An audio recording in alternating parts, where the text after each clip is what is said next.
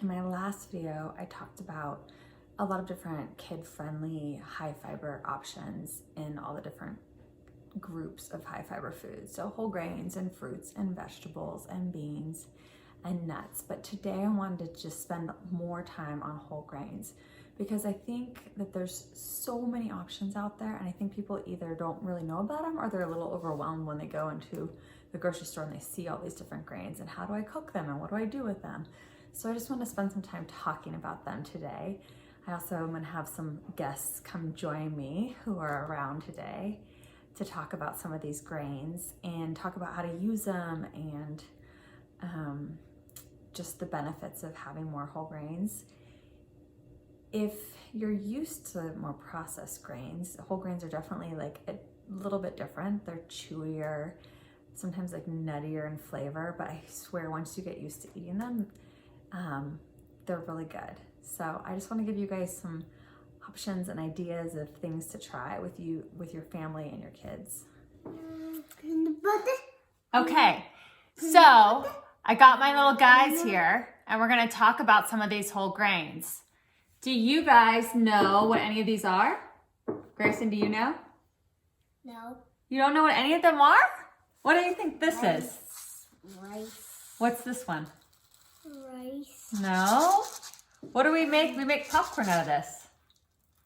Seeds. So it's corn, right? And corn on the cob, fresh corn is considered a vegetable, but dried corn is considered a whole grain. You know what this is? You know what this is? Granola. What we make granola with, right? So it's oats. Can you say oats? Oats. And then what you have your hand in right here, this is called sorghum. Can you say sorghum? Sorghum. And you can pop this like popcorn. Do you want to try that? Yeah. And you know what this one is. What's this one? Rice. Yeah, brown rice. Brown rice. What is this one? Rice. What kind of rice? I don't really know. I haven't had that in a very long time. Wild rice, which is actually, you know what? It's not even rice. It's actually a grass. Oh, grass. And then we got, do you know what this is? We eat this one a lot, huh? What's this called? Rice. Everything is rice in this house. We used to call it funny rice, didn't we? Funny rice. Yeah. So, funny rice. Or it's called farro. This is called quinoa. Can you say quinoa? Quinoa. Do you know what this one's called?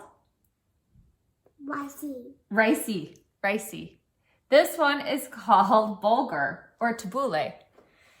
And it's considered the oldest processed grain because it's like the whole grain, whole wheat groats, and then they're slightly processed. They still have lots of nutrition.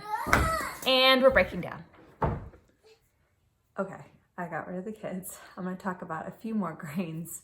Maybe I'll talk about them a little bit more, and maybe a little bit lesser known, some of them anyway. This first one is barley, which I like barley because it's actually pretty easy to find in the stores. And this is pearl barley, but whole barley is a little bit more nutritious. It's really the more true whole grain. I could not find any. So, and I typically buy the pearl barley because it's the easiest to find. So it's kind of like steel cut oats versus old fashioned oats.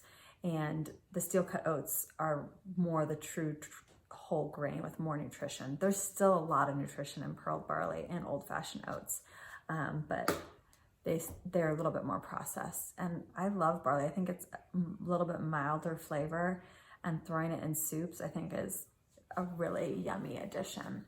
Next is buckwheat, and it's actually it's a seed from a flowering plant, so not really a grain. It's super popular in Eastern Europe and Russia. I used to have a lot of patients that just consume it all the time. They eat it like porridge, similar to oatmeal. It's really high in magnesium and copper and manganese.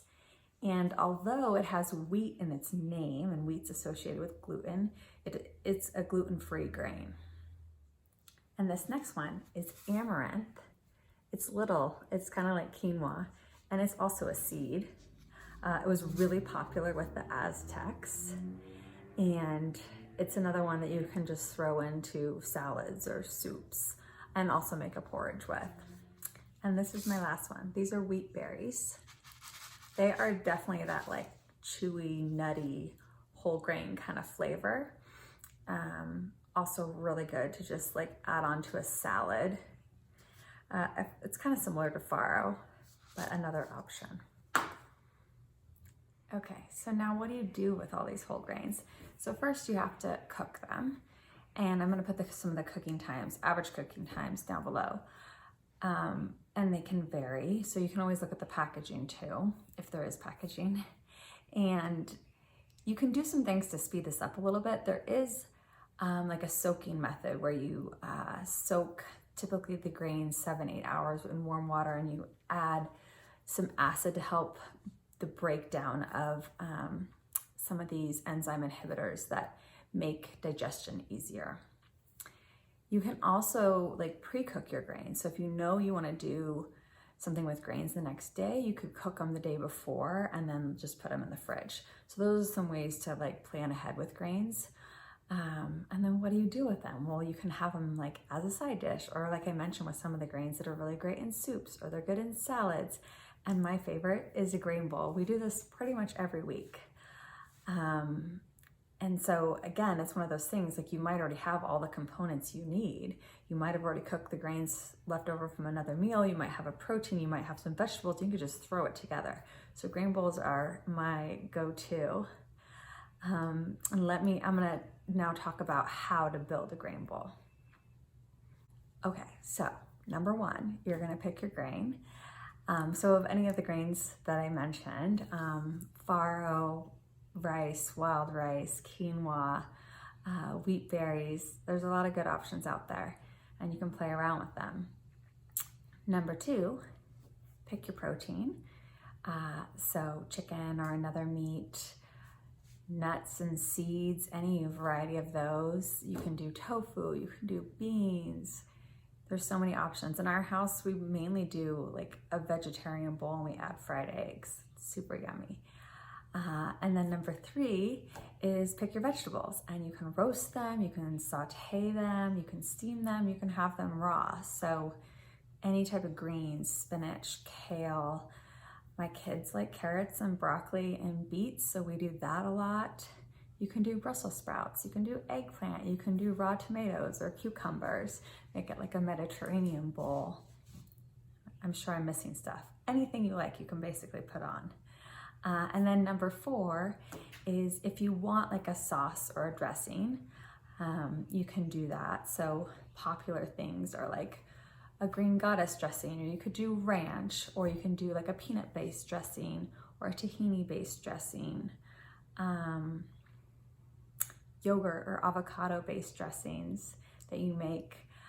And I've tried a lot of these different kinds of dressings on bowls, and they're really good. But most of the time I'm just like throwing things together, and I love just like if we have leftover pesto in the fridge, or a salsa, or a chipotle sauce. My husband really likes putting sriracha, and my little one sometimes puts soy sauce, no matter what it is. So the options are endless, and that's it. It's super easy. So I hope you found this helpful. There's more information down below, and if you need some inspiration, I'm also gonna put some websites down there, but Cooking Light is great. They have some great bowls. So does Eating Well. And if you wanna stay more vegetarian, Cookie Plus Kate is another great site to go to. So I'll put some links down there. And if you want to know more about benefits of fiber, you can check out my last two videos. So I did one on preventing constipation, and I did one on just really the benefits of fiber. And if you like this, subscribe.